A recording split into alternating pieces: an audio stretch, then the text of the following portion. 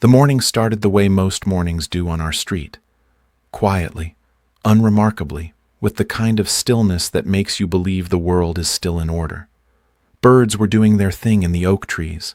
A sprinkler ticked lazily across someone's lawn. I had coffee in my hand and absolutely no intention of leaving my house before noon. But stillness on this street has a way of lying to you. It lures you into comfort, and then it cracks open without warning. The scream that split the air that morning was not the kind you brush off. It was raw, desperate, the kind that bypasses your brain entirely and goes straight to your gut. I put the coffee down before I even realized I was moving. When I reached the window and pulled back the curtain, what I saw on that sun-soaked street stopped my breath completely.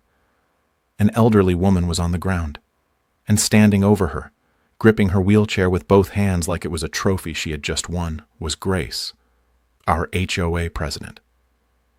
Grace had been running this neighborhood like a small kingdom for the better part of 4 years. If you lived here, you knew her car before you knew her face. A polished black SUV that seemed to appear wherever rules were being broken or wherever she imagined they were. She had a posture that said she had never once doubted herself, a voice that carried 3 houses down without effort, and an expression permanently set somewhere between disappointment and disgust. She had sent notices about lawn heights measured to the inch. She had fined a family for a welcome mat she deemed aesthetically inconsistent with the neighborhood aesthetic. She had once called a resident's wind chimes a noise ordinance violation. We had all learned to either comply or ignore her, and most of us had quietly chosen the latter. But 3 weeks before that morning, something shifted. A new notice appeared in every mailbox on the street, printed on HOA letterhead in bold font. Effective immediately, no wheels of any kind were permitted within the community. No bicycles, no scooters, no skateboards, no exceptions. I remembered reading it at my kitchen table and setting it down with a slow exhale. Ridiculous, I thought, but not my problem. I had no bike. I had no scooter. What I failed to consider, what none of us considered, was that Grace's definition of wheels had no boundaries at all. By the time I reached the street, a small cluster of neighbors had already gathered on the edges of their lawns, frozen in that particular way people freeze when they witness something so wrong they cannot immediately process it. Mrs. Jenkins, 73 years old, a retired school teacher who had lived on this street longer than most of us had been alive, was sitting on the hot asphalt, her palms flat against the ground, trying to push herself upright. Her blouse was dusty, her elbow was bleeding, and Grace was standing 2 feet away, holding the wheelchair with both hands, delivering a lecture about community standards as though a woman was not struggling to stand upright in front of her.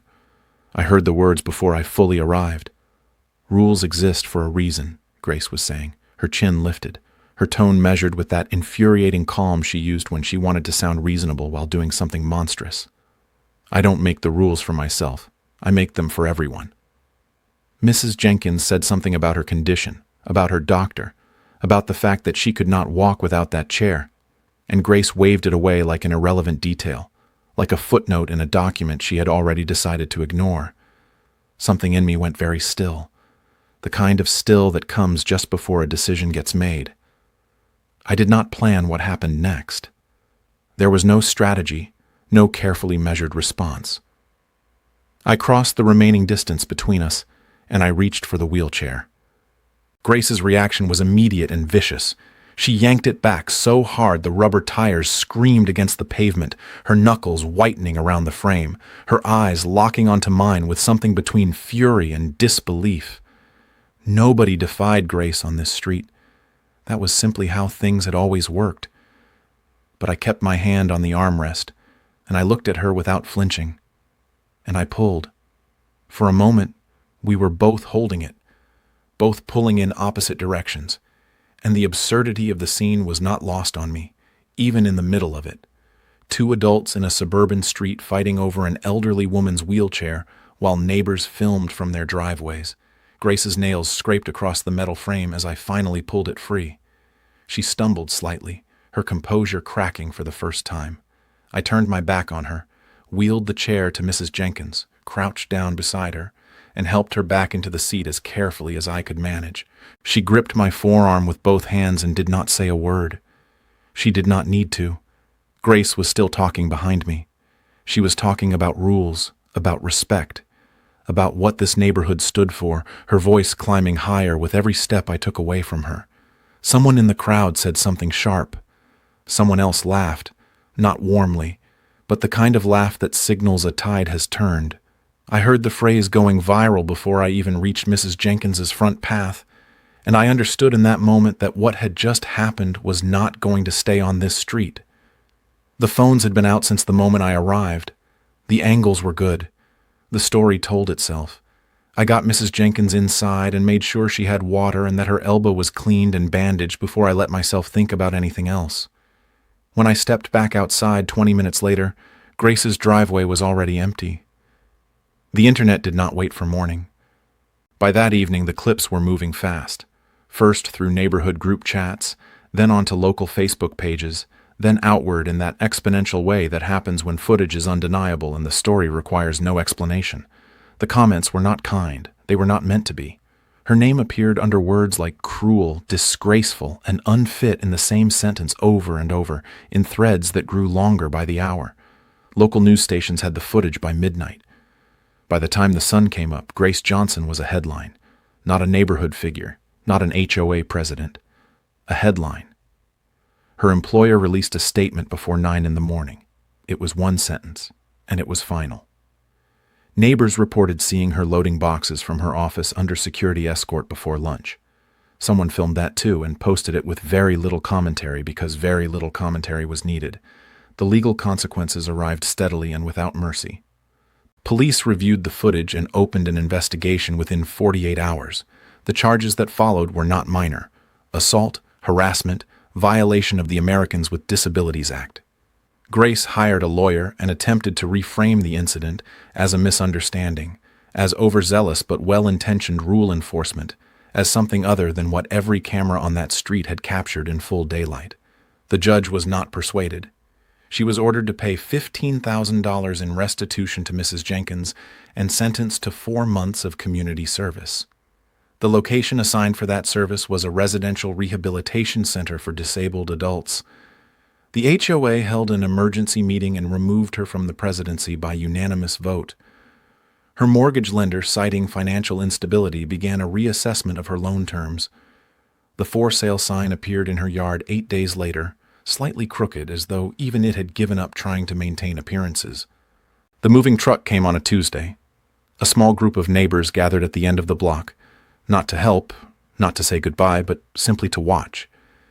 Mrs. Jenkins sat on her front porch in her wheelchair with a glass of iced tea and the particular stillness of someone who has already made peace with how things ended. Grace climbed into the passenger seat of the truck without looking at anyone. The engine started, and then she was gone. What she left behind was quieter than before, and lighter in a way that is difficult to describe to someone who has not lived under that kind of weight. The street felt like it could breathe again. Mrs. Jenkins planted new flowers along her front path the following weekend. Someone organized a block gathering. Nothing formal. Just people outside together without the low-grade tension that had quietly defined so many years of life here. It is easy, in retrospect, to wonder how things got so far. How one person's need for control was allowed to grow large enough to put a 73-year-old woman on the ground in front of her own neighbors. The answer is probably the same answer it always is. People stayed quiet because it was easier, because confrontation has a cost, because most of us believed it was not quite bad enough yet to act. Until one morning it was. And then it was. If you have watched this far, you already know what you think about what happened here. You do not need me to tell you whether justice was served. What I will say is this: Mrs. Jenkins deserved better from every single person on this street, including me, long before that morning. Sometimes the most important thing you can do is simply refuse to walk back inside. Like this video if this story moved you. Subscribe to this channel for more stories where the truth eventually finds its way to the surface. And tell me in the comments, have you ever lived next to someone like Grace? Because something tells me this street is not the only one.